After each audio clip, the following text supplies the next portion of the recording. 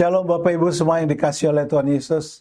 Hari ini Minggu 14 September 2025, renungan kita berjudul Anggrek Monyet yang Lucu nan Indah. Firman Tuhan kami ambil dari 1 Samuel 16 ayat 7 dan Yesaya 55 ayatnya yang ke-8. Demikian bunyi firman Tuhan.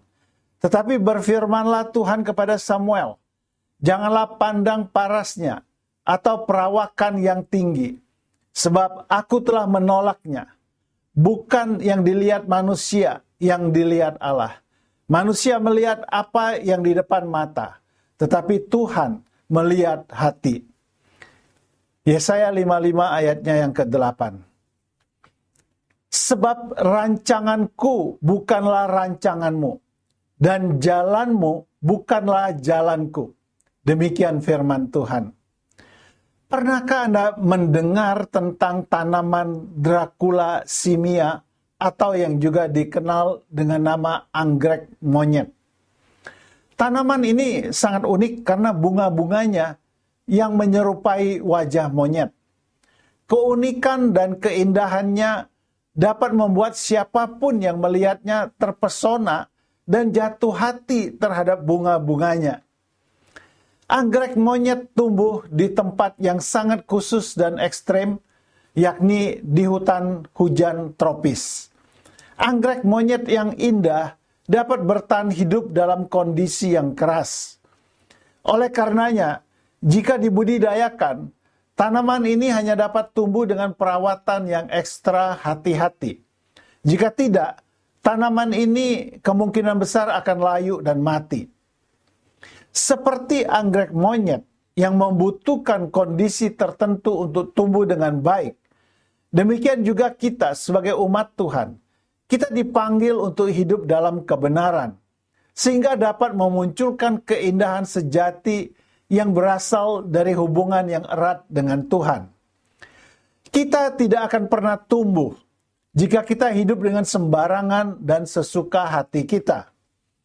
Sebagai orang Kristen, kita diajarkan bahwa keindahan sejati bukanlah yang tampak dari luar, tetapi yang datang dari hati yang dipenuhi dengan kasih dan kebenaran Tuhan.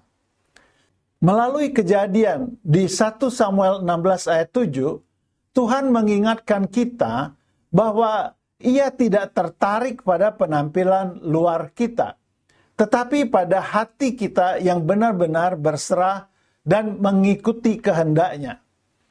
Samuel mengira bahwa kakak sulung Daud, yaitu Eliab, adalah orang yang pantas menjadi raja menggantikan Saul oleh karena perawakannya yang tinggi dan gagah.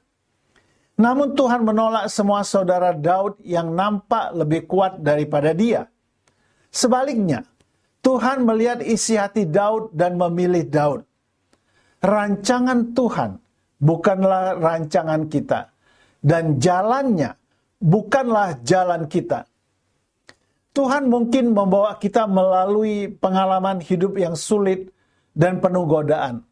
Tetapi semua itu adalah bagian dari rencananya untuk memurnikan kita dan membawa kita lebih dekat padanya. Ingatlah bahwa anggrek monyet yang indah dapat bertahan hidup dalam kondisi yang keras. Kita pun harus demikian. Teguh bertahan melalui kondisi hidup yang sulit dan keras. Kita dapat melakukan dan melaluinya karena seperti yang Rasul Paulus katakan dalam Filipi 4 ayat 13, segala perkara dapat kutanggung di dalam Dia yang memberi kekuatan kepadaku. Dengan kekuatan yang Tuhan berikan, kita bisa bertahan dan terus berkembang. Tidak peduli seberapa sulit keadaan yang kita hadapi. Ingatlah selalu bahwa keindahan sejati dalam hidup bukan terletak pada apa yang kita miliki atau bagaimana penampilan kita, tetapi pada hubungan kita dengan Tuhan dan juga hati kita. Jagalah hubungan kita dengan Tuhan melalui doa, kesetiaan, pembacaan firman-Nya, dan hidup dalam kasih-Nya. Mari kita terus mencari dan memelihara keindahan sejati yang berasal dari Tuhan, yang abadi dan tidak pernah pudar, termakan waktu dalam kondisi apapun. Kata-kata bijak hari ini, iman kita akan bertumbuh dengan baik dan membuahkan keindahan jika kita teguh berada di dalam Tuhan. Puji Tuhan, Bapak Ibu semuanya, mari kita akhiri dengan berdoa bersama-sama. Tuhan, aku mau memiliki iman yang mantap bertumbuh di dalam-Mu. Bantu aku menepis berbagai godaan yang berusaha merusak keindahan hidupku. Dalam nama Yesus, amin. Salah satu caranya kita menjaga hubungan dengan Allah kita adalah menyembahnya bersama saudara-saudara yang lain. Selamat beribadah. Tuhan Yesus memberkati kita semua. Haleluya. Amin.